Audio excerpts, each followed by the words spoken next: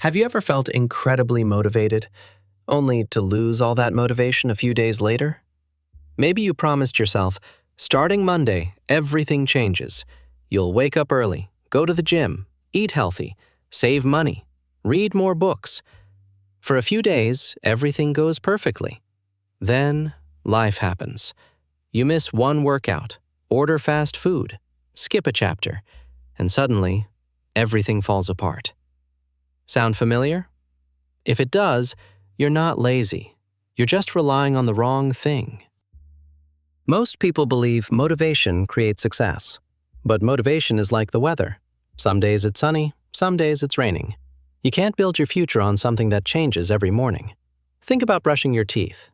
Do you wake up feeling motivated to brush them? Probably not. You do it because it's part of your routine. Your brain doesn't debate it anymore. That's the power of habits. Successful people aren't always more motivated.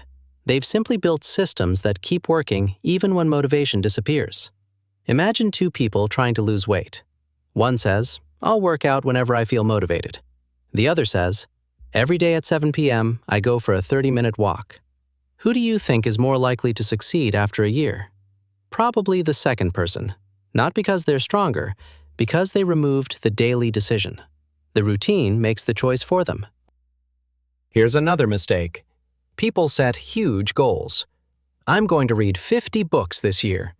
I'll save $10,000. I'll exercise every day. Big goals sound exciting, but they can also feel overwhelming. When something feels too difficult, your brain naturally looks for the easiest escape. Instead, focus on small actions. Read one page. Walk for 10 minutes. Save $5. Small habits don't seem impressive, but repeated hundreds of times, they become life-changing. Think of a plane leaving New York. If the pilot changes direction by just 1 degree, the plane lands in a completely different city. Tiny changes create huge results over time. There's another reason motivation fades. You're chasing feelings instead of identity. Don't ask, "How can I stay motivated?" Ask, "What kind of person do I want to become?" Someone who exercises, someone who saves money, someone who reads.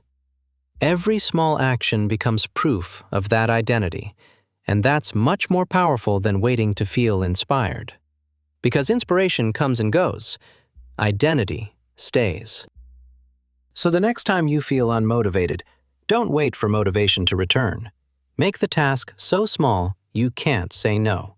1 push-up, 1 paragraph, 5 minutes. Starting is usually the hardest part, and once you start, continuing becomes much easier. At the end of the day, your future won't be shaped by the days you felt motivated.